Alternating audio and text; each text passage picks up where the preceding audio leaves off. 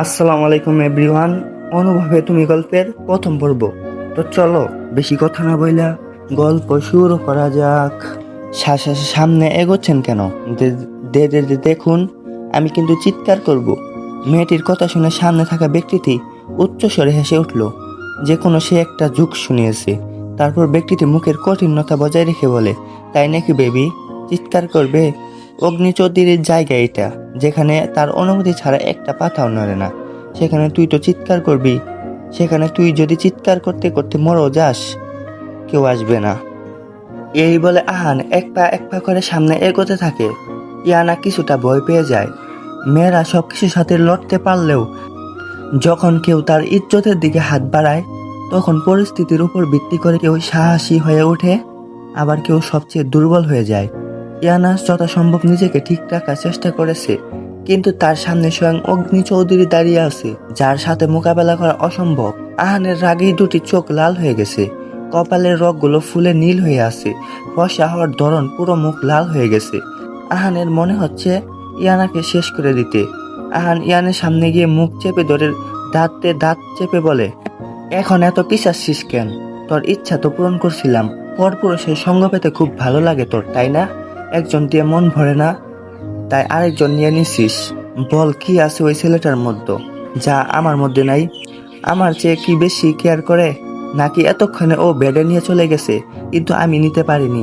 ইয়ানা আহানের কথা সহ্য করতে না পেরে কানে দুই হাত চেপে বলে, প্লিজ চুপ করেন, আর নিতে পারছি না। সি, কি জঘন্য চিন্তা ভাবনা আপনার! লজ্জা করে না একটা মেয়ের সম্পর্কে এসব বলতে? আহানা ইয়ানের কথা শুনে রেগে চিৎকার দিয়ে বলে, না, লজ্জা করে না, কারণ তোরা সব মেয়েরা ছলনাময়ী। একজনকে দিয়ে হয় না, পরে আরেকজনকে বেডে নিয়ে চলে যাস। আর আজ আমি তো সেই আশাই পূরণ করব, যাতে কারোর কাছে না যেতে পারিস। তো আপনারা কিছু বুঝতে পারতেছেন না? ফ্ল্যাশব্যাক। প্রত্যেকটা ছেলে মেয়ে ভার্সিটিতে পা রাখে জীবন যুদ্ধের এক রাশ আশা ও স্বপ্ন নিয়ে, কিন্তু কে জানতো এই আশা আর স্বপ্ন প্রথম দিনই ওই দুঃস্বপ্নে পরিণত হবে।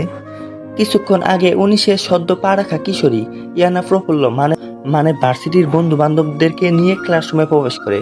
তারা মোট 6 জন ফ্রেন্ড ছিল: ইমতিহাজ জাহান আয়াত, হুজাইফা ইসলাম আরোরা, সাজিয়া হোসেন সুমাইয়া, ইয়ানা বিনতে আসাদ, রোহানা শেখ আর আকাশ চৌধুরী।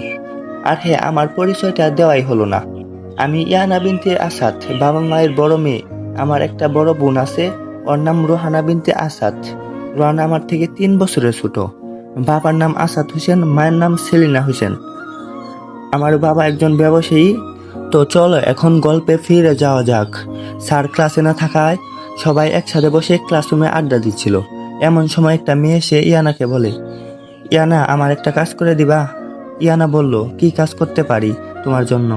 মেয়েটি বলে, আসলে কাজটা একটু জরুরি, কাউকে বিশ্বাস করতে পারছি না, আমার সাথে একটু বাইরে চলো। মেয়েটির কথা শুনে আয়াত বলে, ঠিক আছে চলো, আমিও যাব। তখন মেয়েটি বলে, না আয়াত তখন মেয়েটি বলে, না আয়াত, শুধু ইয়ানা গেলেই হবে। তখন ইয়ানা কিছু একটা ভেবে বলে, ঠিক আছে চলো। কিছুক্ষণ পর মেয়েটি ইয়ানাকে নিয়ে একটি ক্লাসরুমে প্রবেশ করে। ইয়ানা চারদিকে তাকিয়ে দেখে পুরো রুম। সে মেয়েটিকে কিছু বলতে গেলে দেখে মেয়েটি নেই। আজব তো, বলল কি কাজ আছে, এখন মেয়েটি কই গেল? সে এইসব ভাবতে ভাবতে যখন ক্লাসরুম থেকে বের হতে যাবে, তখন একটা ছেলের পরিচিত কণ্ঠ ভেসে ওঠে। ছেলেটি, হে সুইট হার্ট, এত কষ্ট করে ডেকে আনলাম, কথা না বলেই চলে যাচ্ছ? ইয়ানা ছেলেটাকে দেখে ঘাবড়ে গিয়ে বলে, রায়হান তুমি? আর তুমি ডেকে এনেছো মানে? আমায় তো তখন রায়হান বলে ওঠে, হ্যাঁ জান, ওই মেয়েটাকে আমি পাঠিয়েছি তোমাকে আনার জন্য। আমি বললে তো তুমি আসবে না। এরপর রায়হান ইয়ানার দৃষ্টি আড়ালে একটা বাঁকা হাসি দেয়।